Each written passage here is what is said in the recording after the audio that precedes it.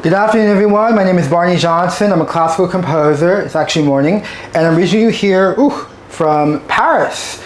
And today I want to talk to you about my experience at the Paris Opera seeing Salome.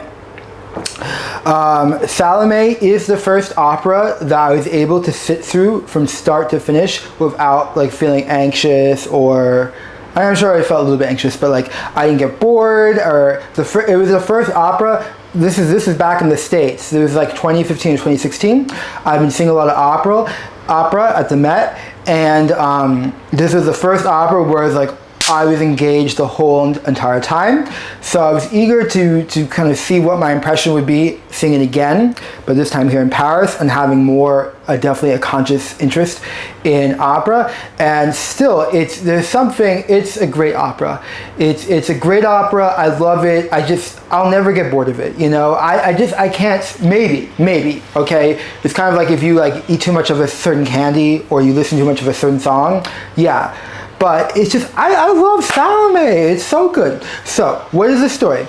Basically, it's a riff off something from the Bible, but it's actually based off the play by Oscar Wilde, which was extremely controversial at the time, partly because of kind of breaking down of sexual mores. Also, Oscar Wilde was homosexual, and I think he even went to jail for something related to homosexuality. I don't remember.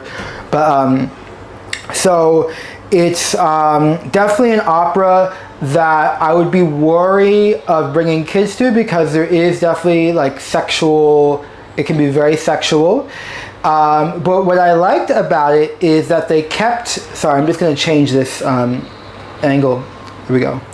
What I liked about this opera about this production is that they kept that kind of audaciousness of it, because obviously when this opera was produced, which was, when was it, 1906 or something like that, 1905, okay, the audiences were very shocked by the breaking down of sexual mores. There's a very famous dance of the seven veils, where the woman basically, it's like a striptease, very beautiful striptease. But so audiences are quite shocked about how kind of vulgar or obscene it was at the time. But obviously nowadays it's not going to be as shocking. But they did a pretty good job. They made it. I definitely was I was uncomfortable. It was definitely whoa, this is pretty explicit. I think the production was fucking fantastic. It was just fucking fantastic. I would bring anyone to this opera, except for the fact that it is a bit racy. So, people are a little bit more conservative. It can make you uncomfortable. It's one thing to see sex on TV, or sexual acts. It's different. But when it's live, it can be way more real and make people uncomfortable. And I think the woman a couple of seats in front of me was quite uncomfortable. But they had a warning. Online it is.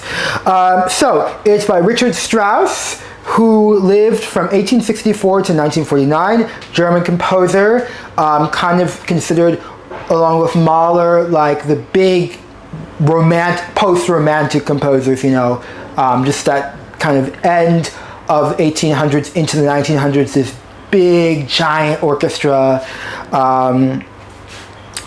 And I love Strauss. He's not my favorite composer, but I think he's just really, really good. I do think his mind, he was thinking about money. I don't think he had his mind fully elevated to the heavens. But listen, he gave us some good stuff. Sorry,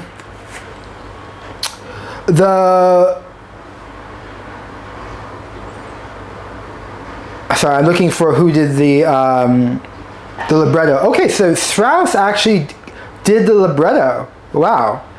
So, but his libretto was based on a German translation of the story from Oscar Wilde. And the German translation was by Hedwig Lachmann. It's actually quite useful for me to know, because for my first opera, Atella, I am adapting a short story by Chateaubriand called Atella, and adapting it for an opera. So I have to keep checking the time because I have to leave my Airbnb. So that's quite interesting. Though for Strauss, in this case, he had an actual play. So it already was meant to be spoken, and it's just singing. So it's going to be easier for Strauss to do that than me, where I have a short story and there's not really a lot of dialogue and I have to make it an opera. So I think there'll be limited, I don't know how much I can learn through this opera for that. The conductor, Simone Young, is fucking fantastic. Fucking fantastic. That's all I can say. I've seen her before, but so the name is kind of sticking in my head more and more. I think a lot at the opera, but it was just a good sound, you know. And I've honestly, I probably shouldn't say this, but I've struggled a little bit with the Paris Opera Orchestra, and I think a lot of it has to do with the hall where you're sitting. But they sounded really good, really fresh, full, fat sound. Okay. The set, or the whole mise en scène, the direction, the director was Lydia Steyer, and I loved it. I'm really not a connoisseur about, like, you know, these things. I can't really speak very intelligently about it, but I will say at the end there was like a cage that Salome was inside of, and then like the cage was like rising. So that's like pretty hip, you know, and I think that just the whole set was awesome. It captured my attention. I never felt bored or annoyed. I thought it was awesome. Okay. Singers! Oh my goodness. The main singer, the star, Salome, her name is Elsa van den Heever. Elsa van den Heever, she rocked it. She rocked it. She was awesome. I think at the very end, she's like singing 10 minutes straight. And it's just boom, boom. It's forceful. You hear it. It's full. It's convincing. You feel that she's in the character. Her character is psychotic. The woman is psychotic. Okay, Salome is fucking psychotic, which I'll talk about in just a second. She was awesome. She was awesome. Like, if I honestly, I want to come back and see it, and who knew, maybe I will be able to, because I'm trying to move back to Paris ASAP.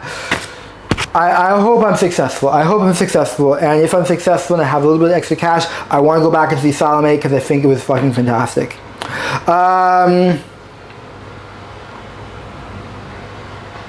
Also, the Herodeas, the king, John Dazak, was really, really good, really strong, and you felt the depravity of this king. You know, those kings are just like so caught up in the power, you know.